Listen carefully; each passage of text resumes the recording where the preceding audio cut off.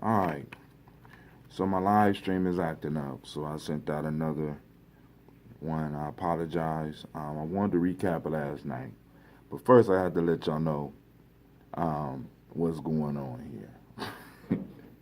First off, yesterday was my daughter's birthday. Now, I know those of you that check out my show, y'all know that my daughter's behavior is consistent, especially the younger one. Now, Gina likes to get up and show off, but when I tell Gina to go upstairs, usually Gina creeps upstairs.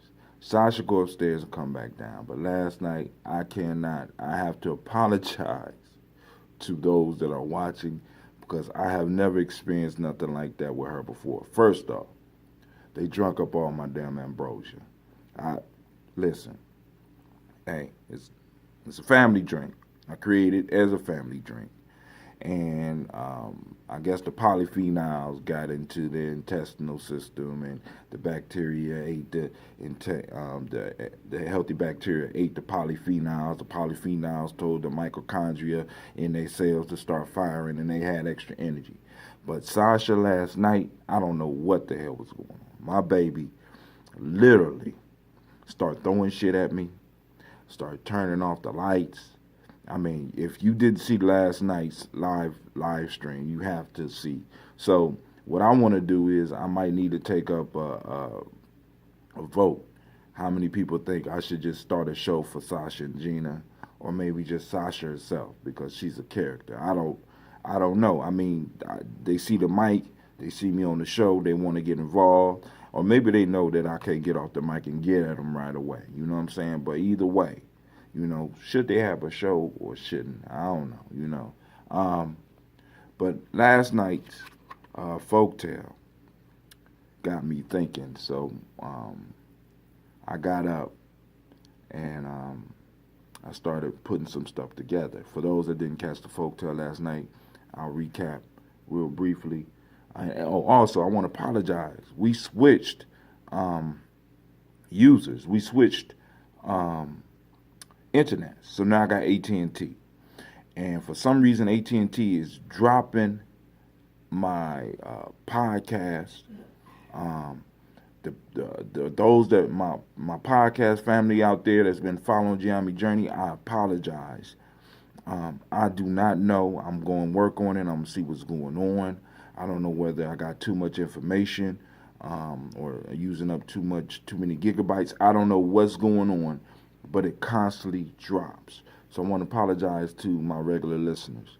As far as the podcast, I'm going to be live streaming as well too now. But I want to apologize for that. But last night, Folktale got me up and got me thinking. Because once again, I'm falling back into the trap of the human in the story. For those that didn't catch the story basically is called The Lark and Her Young Ones. A lark has set up her house in a field, a farmer's field, in young wheat. And as the wheat matured, the farmer walked by, and one of the young larks heard the man say, "I'm going to call my family and friends to come help me get this wheat because it's becoming healthy." And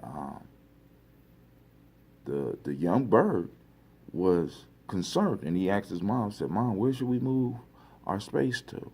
The mom said, "Oh, you don't have to worry about that because he's not in earnest at this point in time because he's talking about getting his friends and family."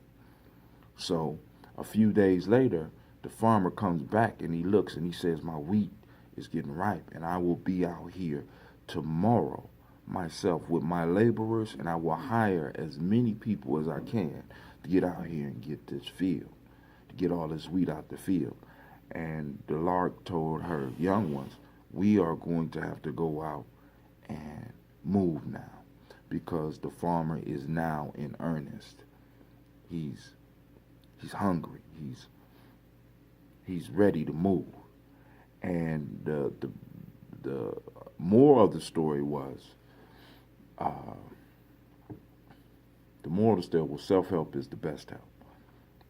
And the the issue that I'm falling back into is waiting for my friends and family to jump on board or do to assist me. So, I had to go on and start pulling up some of the books that I haven't finished. Here's one right here I'm looking at right now. It's called Freedom Within Limits, Haikus by Hatim. And this is basically a compilation of all of my,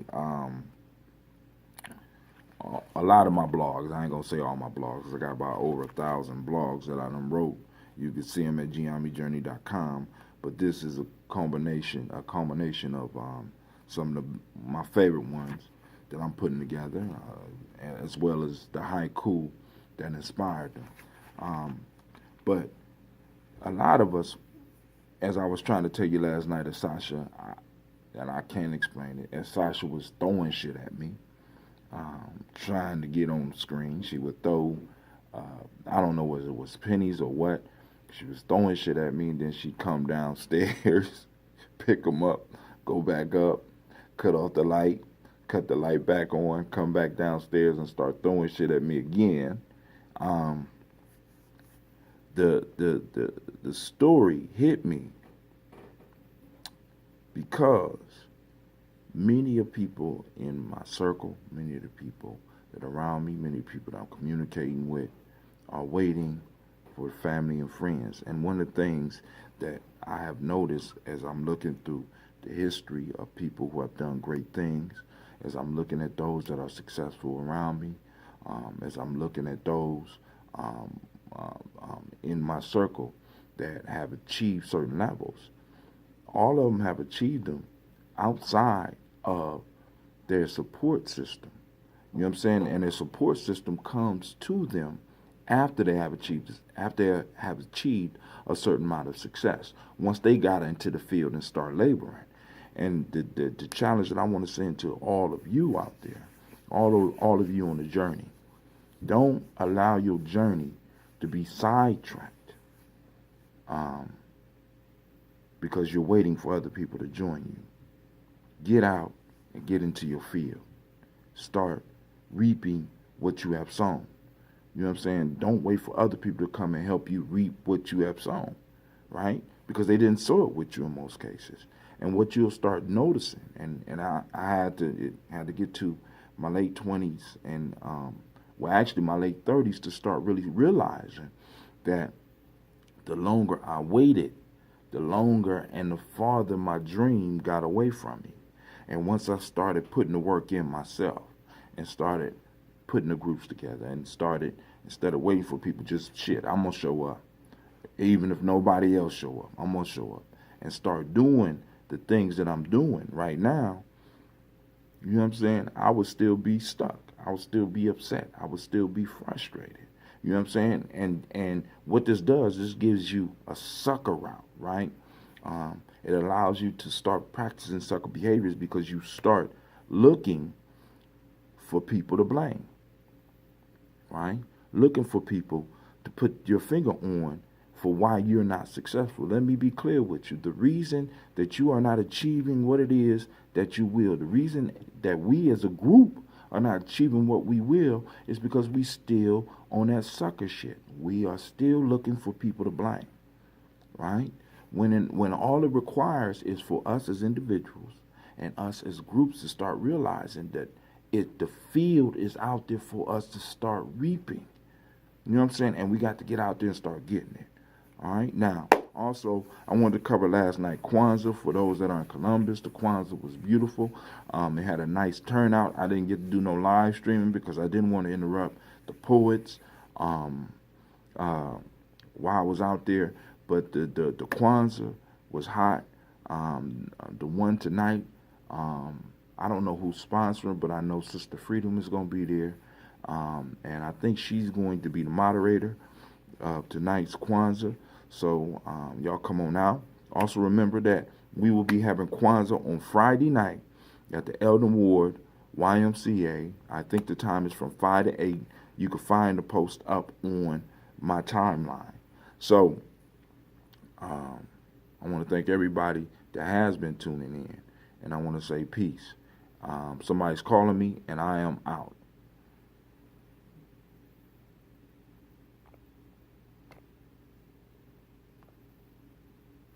It won't let me go.